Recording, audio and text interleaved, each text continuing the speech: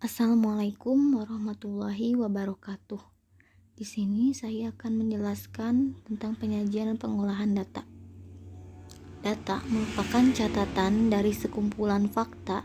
Jadi, data adalah informasi yang diperoleh dari pengamatan, wawancara, voting, angket, ataupun perhitungan langsung serta disajikan dalam bentuk angka atau kuantitatif ataupun pengelompokan tertentu atau kualitatif. Tabel. Beberapa unsur dari tabel yaitu header bagian teratas yang merupakan unit pokok dari suatu data. Kolom yaitu bagian secara vertikal, baris bagian horizontal, footer bagian terbawah yang merupakan unit simpulan dari suatu data. Mengubah data ke dalam tabel. Misalkan hasil ulangan bahasa Indonesia 37 siswa kelas 11 SMA 3 disajikan dalam tabel di bawah. Penyajian pada tabel di bawah dinamakan penyajian data sederhana.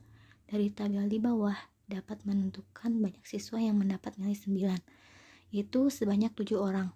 Berapa orang siswa yang mendapat nilai 5? Nilai berapakah yang paling banyak diperoleh siswa? Jawabannya dapat ditemukan pada tabel yang di bawah ini, yaitu ada nilai dan ada frekuensinya. Kemudian diagram terbagi menjadi 3 jenis, yaitu diagram batang, diagram lingkaran, dan diagram garis. Mengubah data ke dalam diagram. Yang pertama, diagram batang biasanya digunakan untuk menggambarkan data diskrit atau data cacahan. Diagram batang adalah bentuk penyajian data statistik dalam bentuk batang yang dicatat dalam interval tertentu pada bidang kartesius. Contoh soalnya itu selama 1 tahun toko Anggo mencatat keuntungan setiap bulan sebagai berikut, yaitu ada datanya, ada bulan dan keuntungannya seperti pada tabel di sini. Kemudian soalnya itu buatlah diagram batang vertikal dari data tersebut, berapakah keuntungan terbesar toko Anggo selama 1 tahun dan peroleh keuntungan yang sama pada bulan yang berturut-turut. Nah, penyelesaiannya, diagram batang vertikal tersebut tampak pada gambar tabel berikut ini. Dari diagram tersebut tampak keuntungan terbesar dari toko Anggo selama 1 tahun adalah 6.200.000 dan toko Anggo memperoleh keuntungan yang sama selama 2 bulan berturut-turut pada bulan ke-11 dan 12. Diagram garis. Seperti halnya diagram batang, diagram garis pun memerlukan sistem sumbu datar atau horizontal dan sumbu tegak vertikal yang saling berpotongan tegak lurus. Sumbu mendatar biasanya menyatakan jenis data, misalnya seperti waktu dan berat. Adapun sumbu tegaknya menyatakan frekuensi data. Langkah-langkahnya seperti berikut ini. Ada contoh soalnya berikut ini. Adalah tabel berat badan seorang bayi dipantau sejak lahir sampai berusia berapa bulan. Ini ada datanya dari tabel berikut ini. Kemudian pertanyaannya, buatlah diagram dari data tersebut. Dan yang B-nya, pada bulan keberapakah berat badan bayi menurun? Nah, ini pembahasannya. Langkah ke-1, buatlah sumbu mendatar yang menunjukkan usia anak dalam bulan dan sumbu tegak yang menunjukkan berat badan anak dalam kilogram. Langkah keduanya, gambarlah titik koordinat yang menunjukkan data pengamatan pada waktu T bulan. Langkah ketiganya, secara berurutan sesuai dengan waktu, hubungkan titik-titik koordinat tersebut dengan garis lurus. Dari ketiga langkah tersebut diperoleh diagram garis pada di bawah ini. Nah, ini gambaran diagram garisnya. Kemudian dari diagram tersebut dapat dilihat bahwa berat badan bayi menurun pada usia 8-9 bulan. Diagram lingkaran, untuk mengetahui perbandingan suatu data terhadap keseluruhan suatu data lebih tepat disajikan dalam bentuk diagram lingkaran. Diagram lingkaran adalah bentuk penyajian data statistika dalam bentuk lingkaran yang dibagi menjadi beberapa juring lingkaran. Langkah-langkahnya seperti berikut ini. Contohnya itu tabel berikut menunjukkan banyaknya siswa di suatu kabupaten menurut tingkat sekolah pada tahun 2007. Nah, ini tabelnya dan datanya. Kemudian soalnya, buatlah diagram lingkaran dari data tersebut. Berapa persen siswa menyelesaikan sekolah sampai tingkat SMP dan berapa persen siswa yang menyelesaikan sekolah sampai tingkat SMA. Kemudian ini pembahasannya. Jumlah seluruh siswa adalah 1.000 orang. Seluruh siswa diklasifikasikan menjadi 5 kategori, yaitu SD 175 orang, SMP 600 orang, dan SMA 225 orang. Untuk siswa SD yaitu 175 dibagi 1000 dikali 100% sama dengan 17,5%,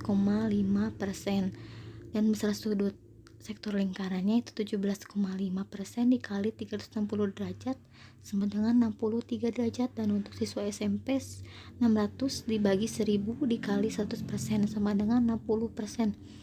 Besar sudut sektor lingkarannya itu 60% dikali 360 derajat sama dengan 216 derajat.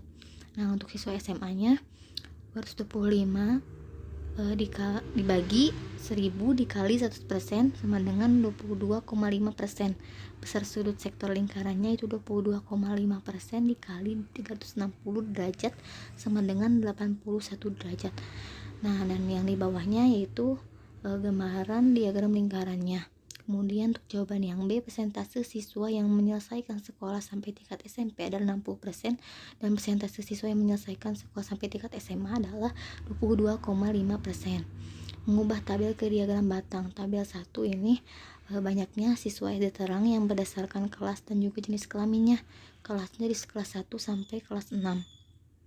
Kemudian jenis kelaminnya perempuan dan juga laki-laki, dan itu ada jumlahnya, lalu jumlah keseluruhannya. Lalu data tersebut tinggal dipindahkan ke dalam bentuk diagram batang. Nah, di sini ada dua sumbu, yaitu sumbu X dan sumbu Y. Yang sumbu Y ini adalah jumlah keseluruhan jenis kelamin siswa, dan yang di bawahnya adalah kelas. Nah, yang tadi tinggal dimasukkan saja. Yang tidak diarsir untuk jenis kelamin laki-laki, yang diarsir untuk jenis kelamin perempuan. Kemudian ada mengubah diagram batang ke tabel.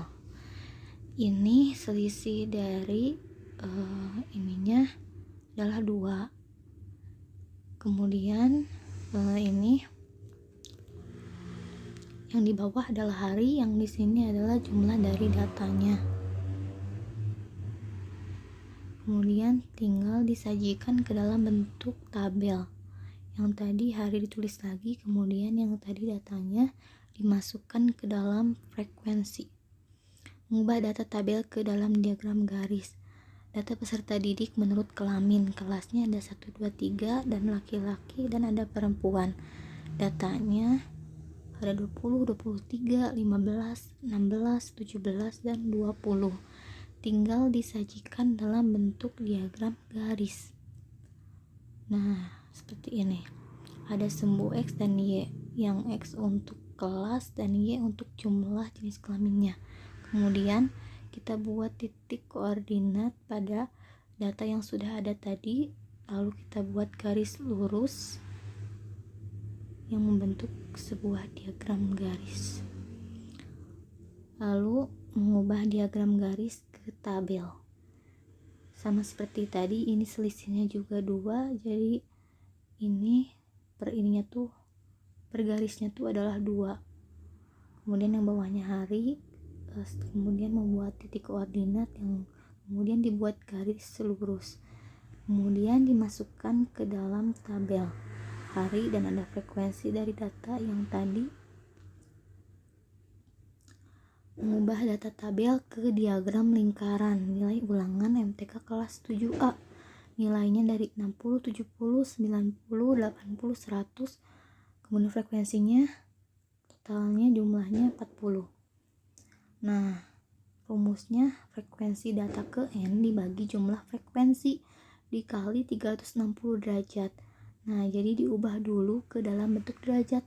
60, yang tadi nilai 60, frekuensinya 7, dan jumlah frekuensi totalnya 40 dikali 360 derajat, jadi sama dengan 63 derajat.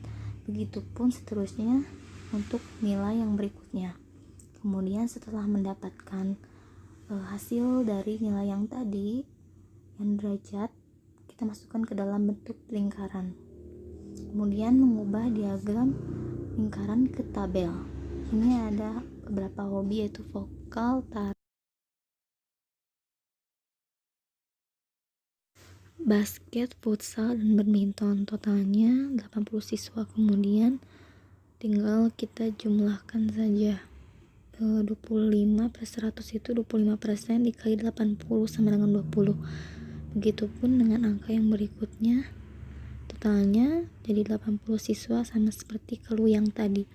Kemudian kita masukkan ke dalam bentuk tabel, yaitu ada hobi dan juga frekuensinya. Rata-rata atau mean.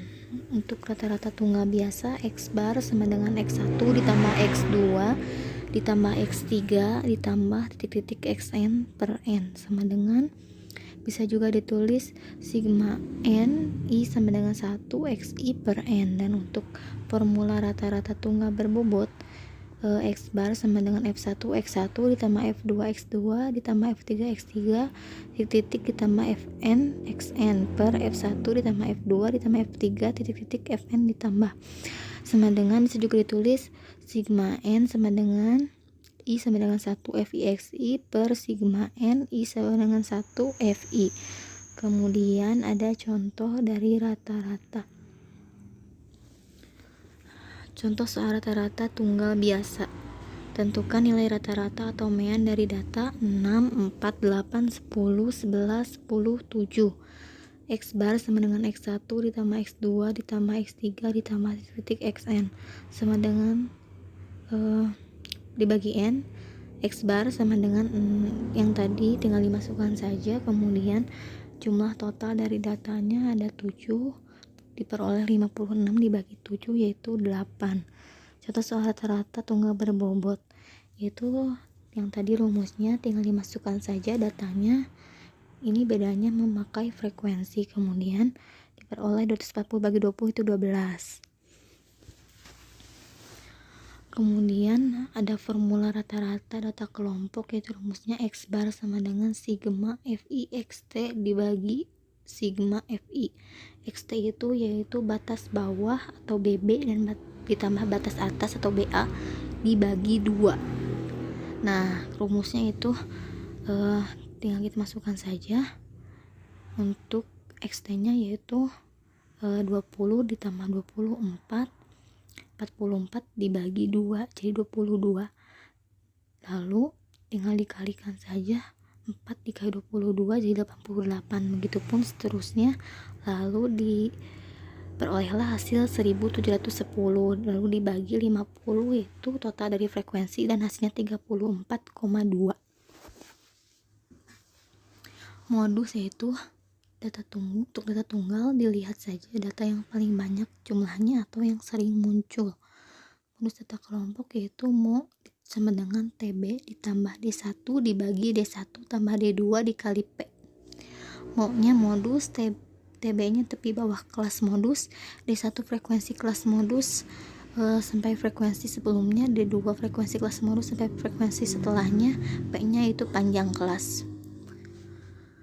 Kemudian contoh soal modus data tunggal, tentukan modus dari 11, 10, 9, 8, 5, 13, 8, 4, dan 6. Penyelesaiannya itu modus dari data tersebut adalah 8 karena angka yang sering muncul adalah 8. Contoh soal dari modus data kelompok yaitu seperti berikut ini. Rumusnya seperti yang tadi, mo sama dengan TB ditambah D1 dibagi D1 tambah D2 dikali P. TB-nya untuk menentukan modus yaitu kita cari frekuensi yang nilainya paling besar yaitu 17, diperoleh nilainya 45 sesuai rumus TB yaitu 45 dikurangi 0,5 jadi 44,5. Lalu untuk D1 kenapa jadi 4? Karena 17 kurangi 13 jadi hasilnya 4. Untuk D2 kenapa jadi 3? Karena 17 dikurangi 14 jadi 3. Lalu untuk P-nya itu panjang kelasnya dari 30 sampai 34, dihitung saja 30, 31, 32, 33, 34, dapat 5 kelas. Lalu setelah dapat nilai semua itu total modusnya yaitu 47,35. Median digunakan untuk menghitung nilai tengah di suatu data. Perhitungan median dibagi menjadi median data tunggal dan data kelompok. Median data tunggal N ganjil nilai untuk rumusnya yaitu Xn ditambah 1 dibagi 2 dengan X merupakan urutan data ke sekian. Median data tunggal N genap median setengah dalam kurung Xn dibagi 2 ditambah Xn bagi 2 tambah 1. Contoh median data tunggal n ganjil seperti berikut.